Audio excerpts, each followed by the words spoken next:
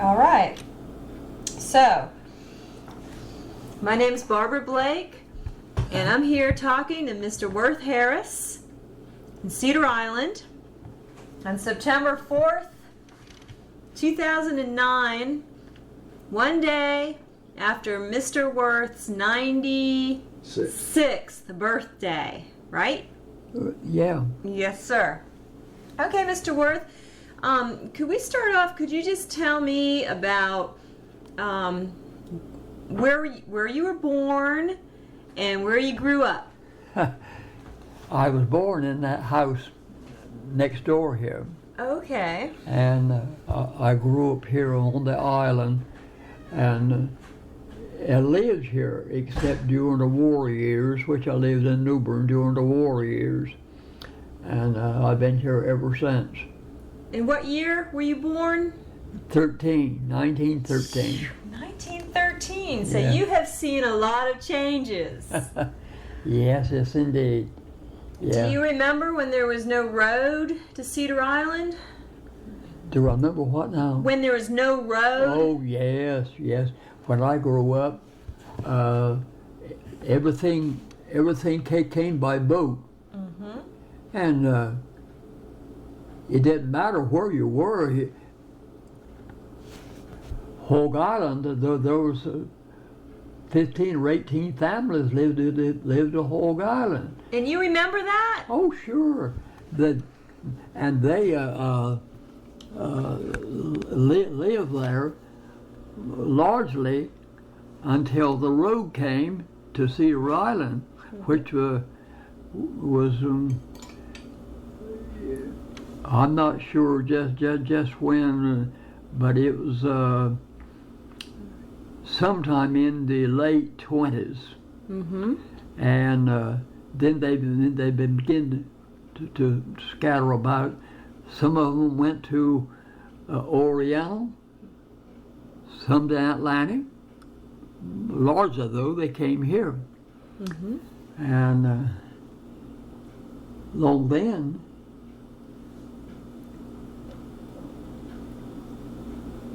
road was not important because we just didn't have one, so you had to go backwards and forwards with boats. So you just will be one place or another.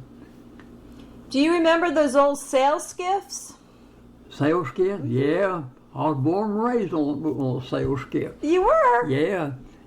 My father had a 25-foot sail skiff that's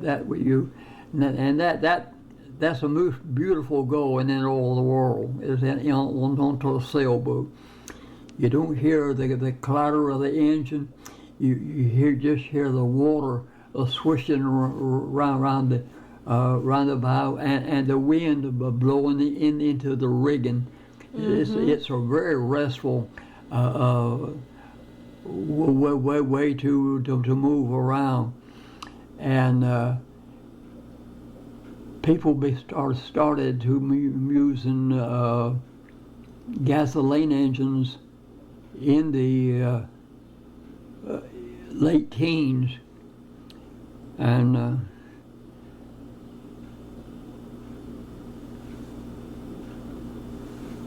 when I was growing up, I don't think there was my father owned one, but I think there were about 4 sailboats on here, and then the rest of them had, which had been sailboat before, they resorted to gasoline engines.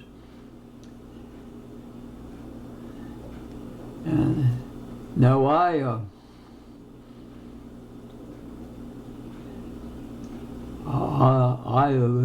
if I were younger, I would get me a sailboat. Would you? Mm-hmm. Just for pure pleasure of it. Mm-hmm. Now my son, who lives in New Bern, he's teaches Spanish to Baber. Mm-hmm. He says he's going to build him one. Mm-hmm. So maybe he will. Oh, he's going to build a wooden boat? Yeah. Yeah. Yeah. Who built the sailboats on Cedar Island? Those 4 sailboats. Do you remember? Well, the up until I'll say up until probably about 1960, about when the fiberglass boats came into being. Everybody then had a wooden boat, Mm-hmm. and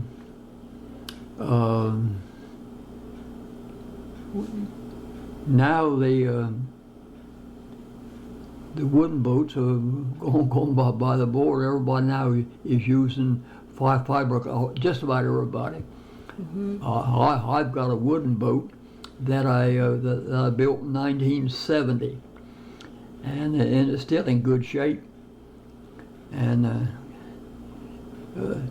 but most everybody though has got fiberglass boats. They're much more practical. Right. You don't have to worry about saltwater worms getting into them, Mm-hmm. and if you keep the barnacles off of them, you're in pretty good shape. Yeah. Yeah. Well, Mr. Worth, do you remember when the Menhaden industry first started around here? No. The Menhaden industry started before I can remember, Mm-hmm. and there was some places where they had Menhaden factories that you went to by boat, Mm-hmm. and after the roads came, they abandoned them and put the factories where they were accessible to the automobiles, trucks, and what have you, roads anyway. Right. So were there some of those early factories near here? There was there was a lot into this county. Mm-hmm. There was 3, I think, down Lennoxville Road, Mm-hmm. and I don't know whether there's any whether the Wheatleys are still operating a Menhaden plant there or not. But, They're not. No more. Yeah, and there was several in Morehead on the probably down Bug Sound as far down as Morehead Villa Hotel, somewhere in that area. Uh-huh. And there was one. In fact, that you can see the chimney of it now as you go over Beaufort Morehead Bridge, just up the river a quarter of a mile or so. There's a factory there. Mm-hmm. You can still see some of the evidence. Mm-hmm. And there was I believe there was one in the Smyrna area. I'm not sure about that. Yeah, I think there was. My friend Julian Brown Yeah. told me there was one near Middens Creek somewhere in there. Well, I thought there was. Mm-hmm. Yeah. Was there? How about farther down east? No. No. Davis? No. Not Menhaden. Now there was some fish factories, but they were not Menhaden factories. Oh. And then there was several oyster houses Mm-hmm. down east. One to Atlantic, one to sea level, and probably further on down there could have been where they opened the oysters and shipped them out. Well, the fish factories that weren't Menhaden, what did they do? Well, they actually they. Now that's a good question. I'm not sure. They started a long haul nets boats, and they caught a lot of scrap. Okay. They caught a lot of scrap in those haul nets. Sometimes you catch a boatload of flatbacks and a menhaden, and they cooked it up. John Weston Smith, he had a one up where you can see it all where it was when you cross that high rise there sea level. Over on the left, he had a factory there where not necessarily for menhaden, but for scrap fishing in general. If they had an abundance of scrap fish, that they cooked it up and then made a fish scrap out of it. Okay. And how did they dry it? Yeah, they had a dryer, I think. And now Harvey Smith and his two brothers, Richard and Otis, I think their names were. At one time, they had a big menhaden business, and I know you remember where Harvey Smith's place was, right across from West Beaufort. Yeah. So some of the buildings are still there. Yeah, that's right. Somebody drove me down the other day and showed me that. Yeah, and then they had the three brothers, Harvey, Gilbert, and Otis. Gilbert, I think, he tended to a fish factory in New Jersey, Crab Island. And Otis, I think he took care of Pascagoula, Mississippi, and Cameron, Louisiana. They had factories, and at one time that they had 70 odd menhaden boats that were operating. Wow. 70 odd, I guess. Seems a whole lot, doesn't it? A lot, it does. Yeah. And so how did you get involved with Harvey Smith? Huh? How did you get involved working for Harvey Smith? Well, one or two of the men that worked there live here. Oh. And now I didn't work on a steady basis.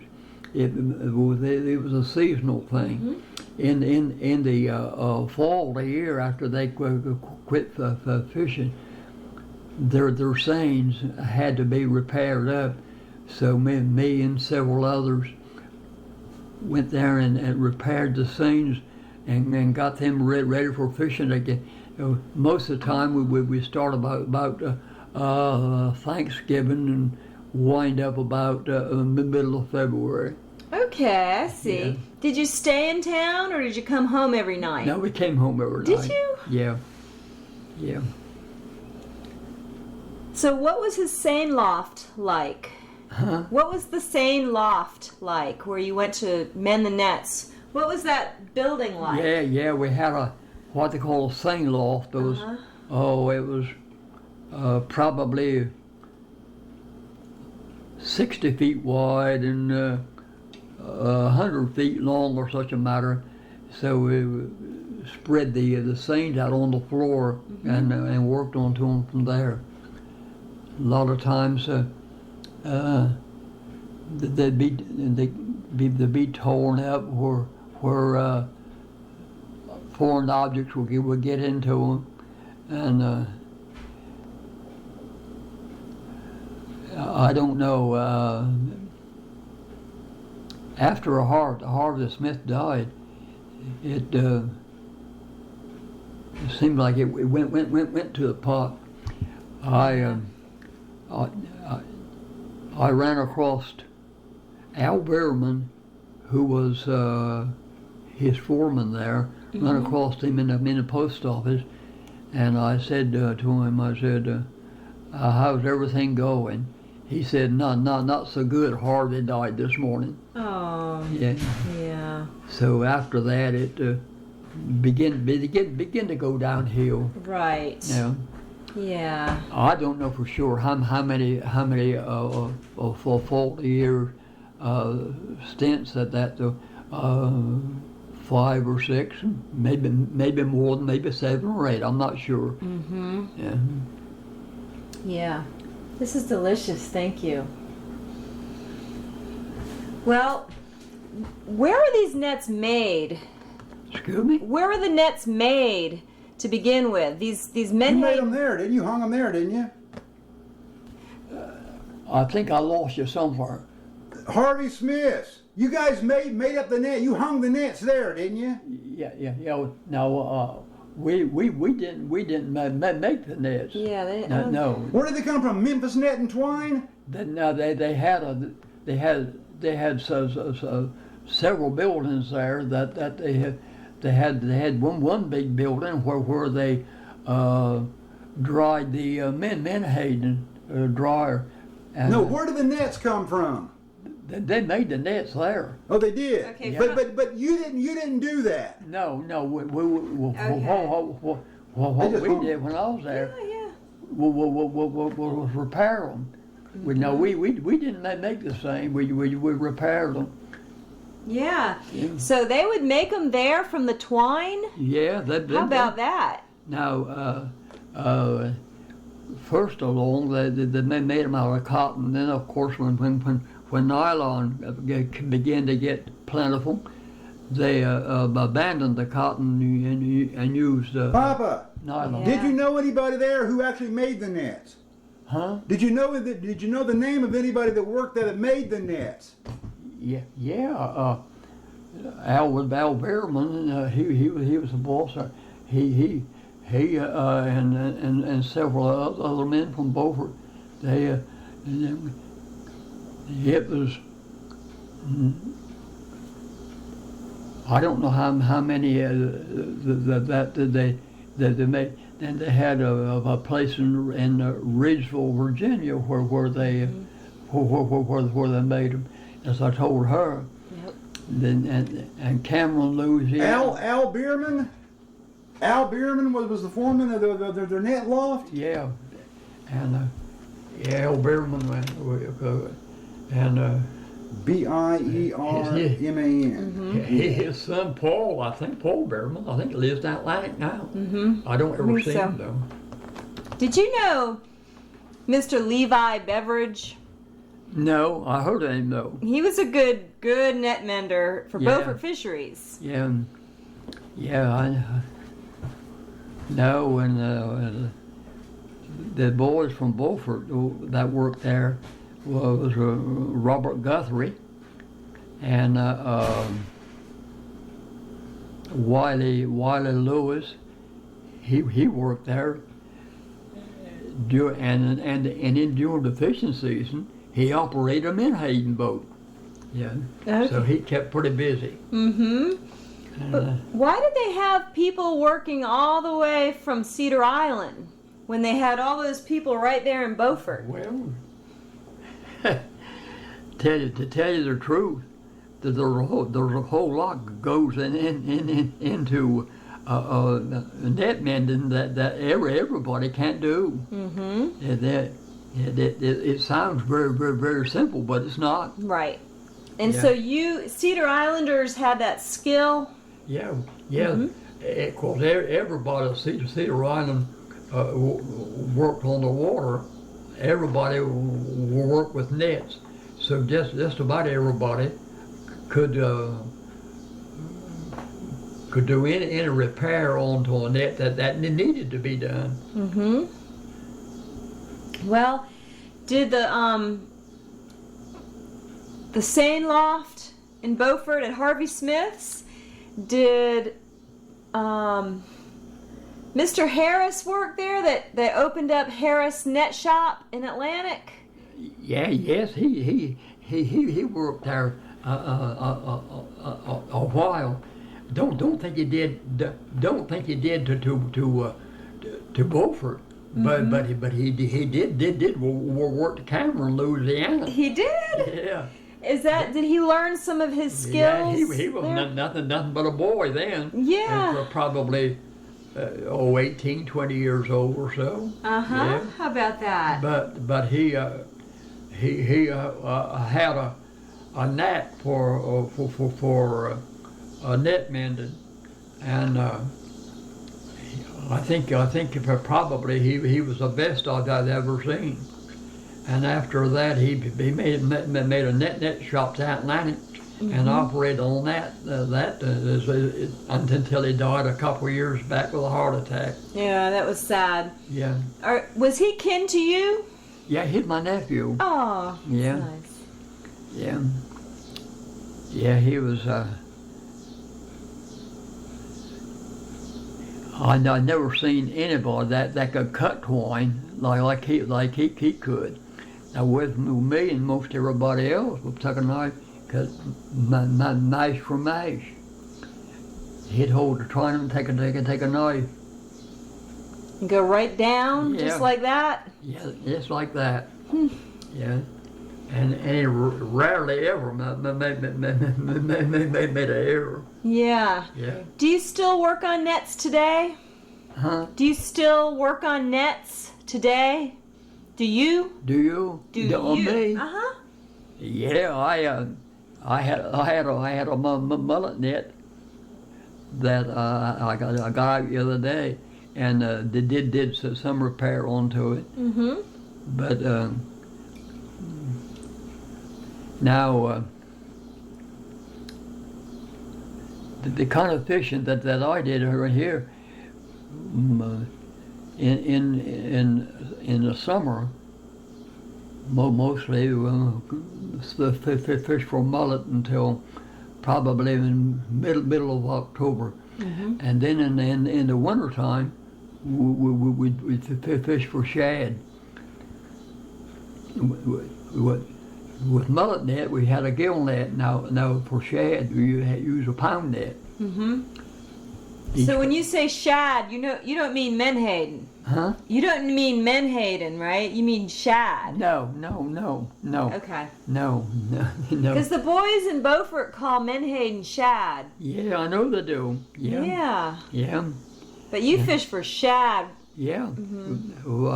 White shad. White shad. Yeah. Okay. Mm-hmm. And then of course there's another called hickory shad. Mm-hmm. But the white shad is the valued shad. Hickory shad are, but the only thing good about them is they have a real good roe when during that roe season. Mm-hmm. And a herring shad and hickory shad are all of the same family. Okay. So you'd fish for shad in the winter? Yeah. Yeah, we used to use start about middle of January and fish till about the middle of April. By that time, your nets were getting so barnacly and so foul you had to take them up anyway. Mm-hmm. Yeah. And then what would you do in the spring? In the spring of the year? Well, after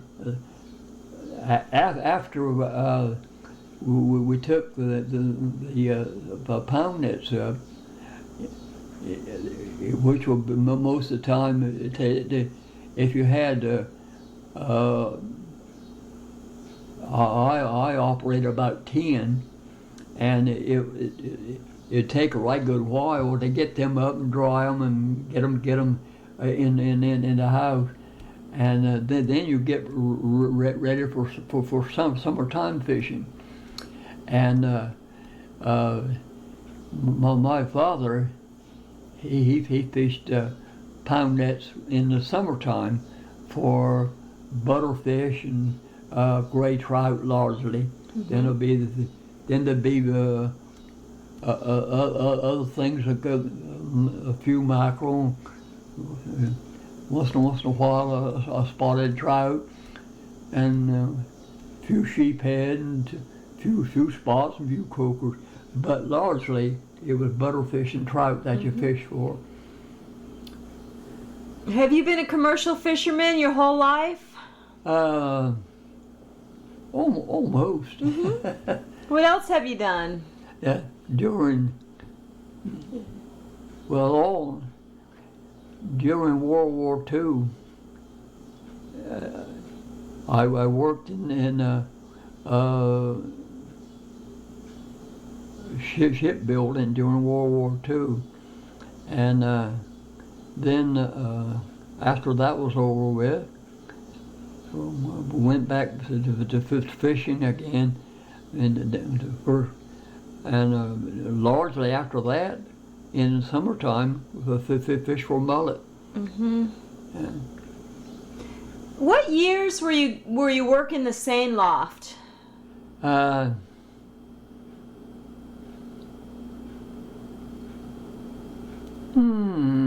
trying to think. Largely about. It was in the neighborhood of 1970, give or take. A year or two. Okay. Yeah. Was that right up until Mr. Smith passed away? Huh? Was that until Mr. Smith passed away? Yeah, I think that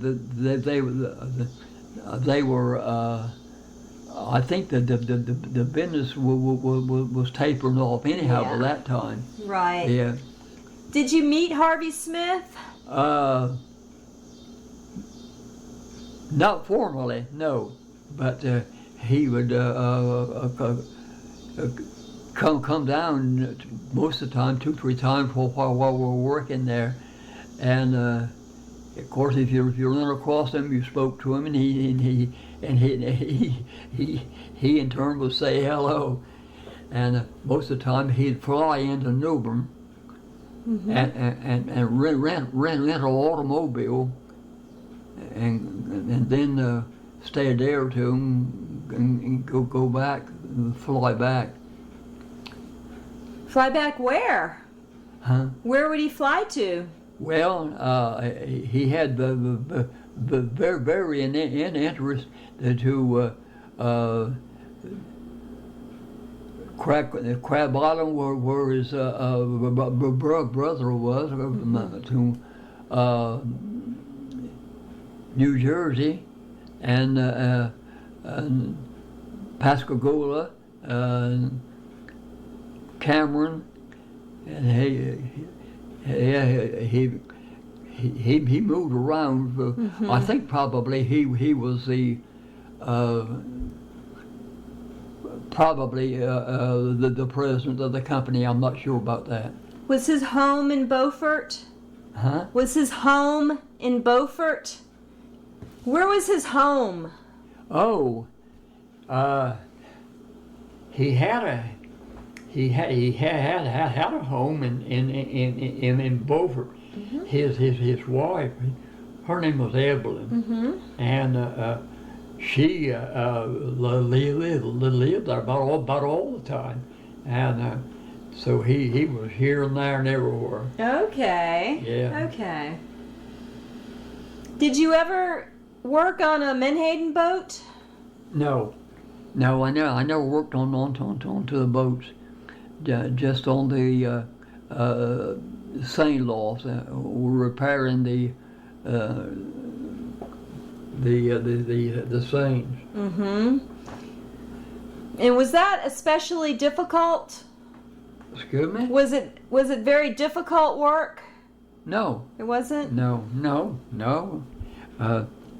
There was one time I remember that they brought a seine in full of gray trout that is spoiled, and they needed the seine real bad, so we had to get the spoiled fish out of it.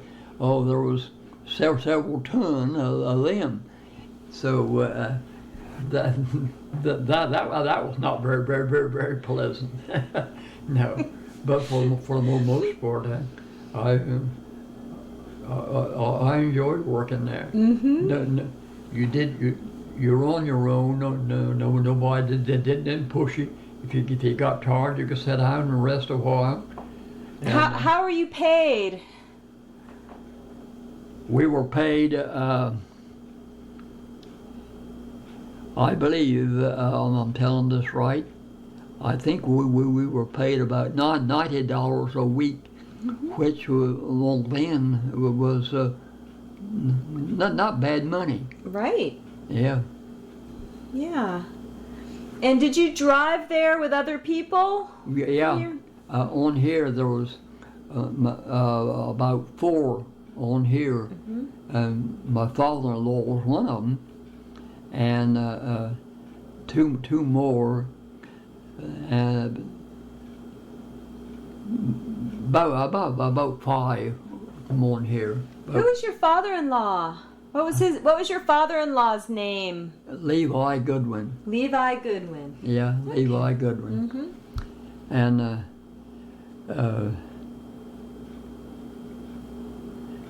he was the well he was in his 80s then. Oh my goodness. But he was an excellent net mender. Mm-hmm. No. Well, who taught you? Huh? Who taught you how to mend nets? Tell you the truth, it's something that I picked up, I think, on my own. I don't remember. I could make a mend net before I got grown, and I've always found that working with twine was easy. Some people find it difficult, but I always found it easy. Mm-hmm. And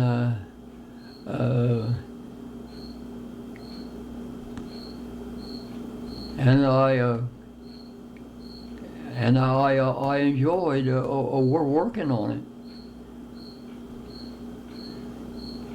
Do you ever remember the crew singing those shanty songs?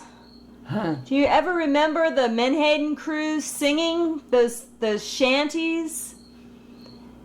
The crewmen used to sing. Oh, no, I didn't. I didn't go with them.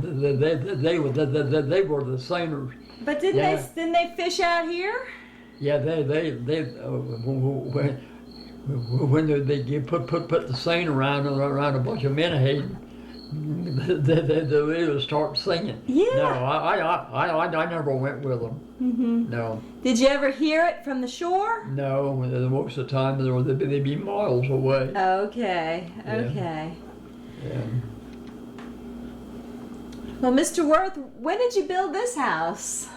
53. Is that when you got married? Well, married in 39. Oh, okay. Yeah, and I inherited my father's house, and then in 51 it burned down. Yeah, burned down, and then Thousand Wonders. I had 2 children at that time. The Thousand Wonders that I got them out before they got in. One of them that was blistered a little bit, not much. Oh my gosh. He was one of them. One that a year while ago. Yeah, yeah. And so.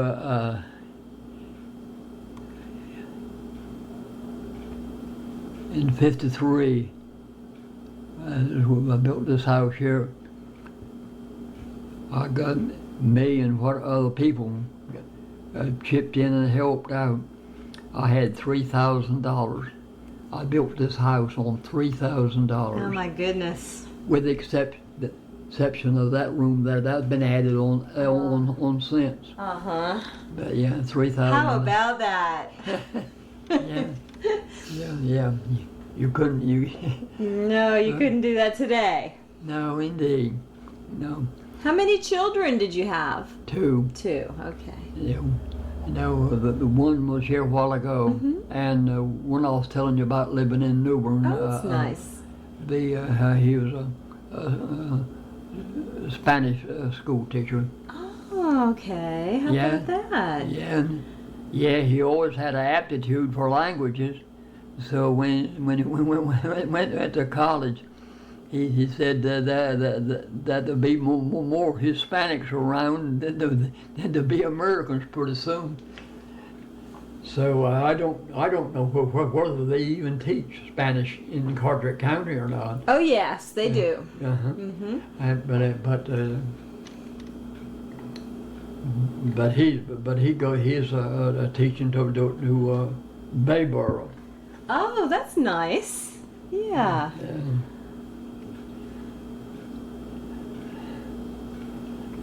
And he's got one daughter. That one's here a while ago. He's got one son. Oh, okay. So I've got two grandchildren. Oh. Yeah, that's nice. Yeah. So you've seen so many changes on Cedar Island, haven't you? Oh yes. When I was growing up, everybody on here was a fisherman. Mm-hmm. Just about everybody, I'll say that 75% of the people.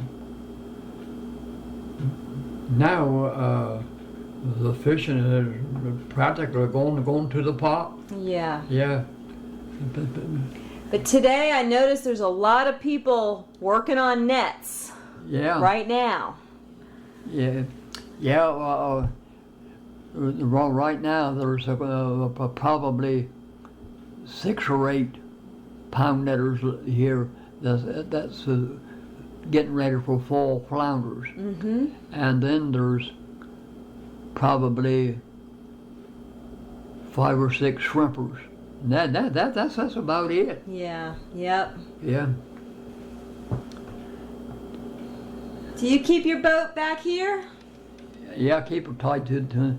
I had a hold raised out down here about 40 yards across, and the storms kept filling up the mouth of it, and then I haven't been able to get anybody to dig it out. They'll promise me, tell me, well, just as soon as I can get to it, and they haven't got to it. So I can't get the boat into the hole, so I have to tie her on the outside. Oh. And that's okay in good weather. Yeah. Not so good in stormy weather though. No. Keeps you on edge all the time. I imagine. Yeah. Do you get out on the water every day? No, I haven't been out on the water now. This week, except for today, it's been too windy. Oh, okay. Yeah, but it's been nice today. Tomorrow, if I feel like it, I may go out tomorrow, just for the heck of it. Yeah. We don't need any fish. Next door neighbor brought us a couple blues this morning. Oh, I'll say they weigh 2 pounds apiece. Oh, that's nice. Yes, it was. Yeah. So we don't need any fish right now. But you do set a net and fish it still sometimes. Yeah. Yeah. Yeah. No, I haven't fished in a pound nets now in several years. But in the fall of the year, when spots come, I still set a net out occasionally for spots. Mm-hmm. But I don't do that on a regular basis either. Right. Yeah. Are you thinking about retiring one day? No.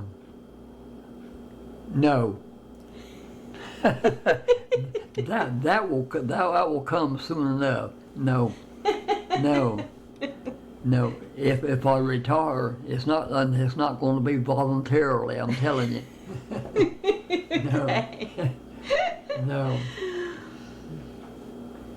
No, I'm anxious now for oyster season to open. Oh, yeah. Now, how do you catch your oysters? Huh? How do you catch your oysters? Tongs. You tong oysters? Oh my gosh. Yeah. Have what we call a rake look like a rake with teeth onto it. Uh-huh. And they rivet and they when they're closed like that, then you open them up like that and can close them on. That's hard work. Yes, it is hard work. That's especially with the tongs that I've got now. They're heavy. Uh-huh. So after about a couple, 3 hours, I get pretty tired. What's Maria's tea? No, I'm fine, thank you. Yeah. Do you sell your oysters? No, I haven't sold an oyster in 10 years. Mm-hmm. With the ones that I catch, if I catch more than what our immediate needs are, there's always somebody that wants a mess of oysters. Right. Yeah. Oysters is a favorite food of a lot of people, including me. Mm-hmm. Yeah. Me too.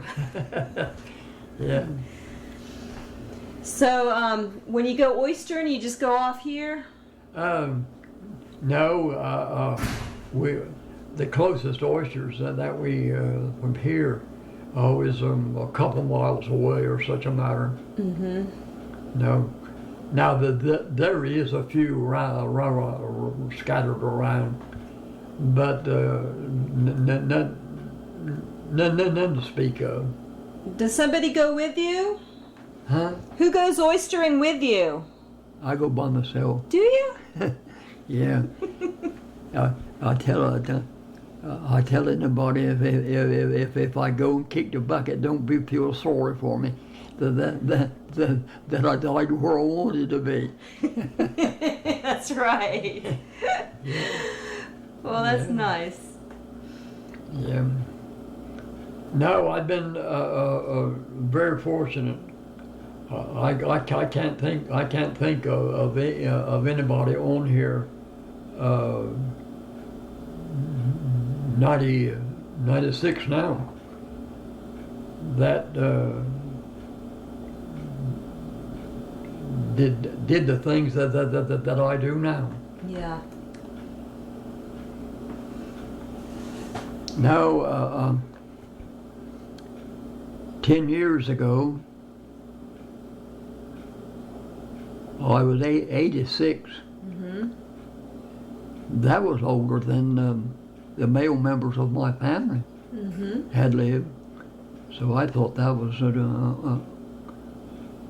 a tremendous age. And I said, I know I'm not going to hang on very much longer. Well, 10 years have passed, and I'm still here. And in most respects, I'm very, very fortunate. I don't have a lot of the diseases that old men have. I don't have high blood pressure or heart trouble or diabetes. Mm-hmm. And but the worst trouble is I can't see, hear, nor think. And that's just for starters. Well, but you can find your way to the oysters. Yeah. Yeah. Well, that's great. That's great. Yeah. Well, Mr. Worth, that's all my questions. Can we go out and look at your landing? Yeah. That'd be great. Thank you. Let me Yeah. turn this off. Yeah. Here.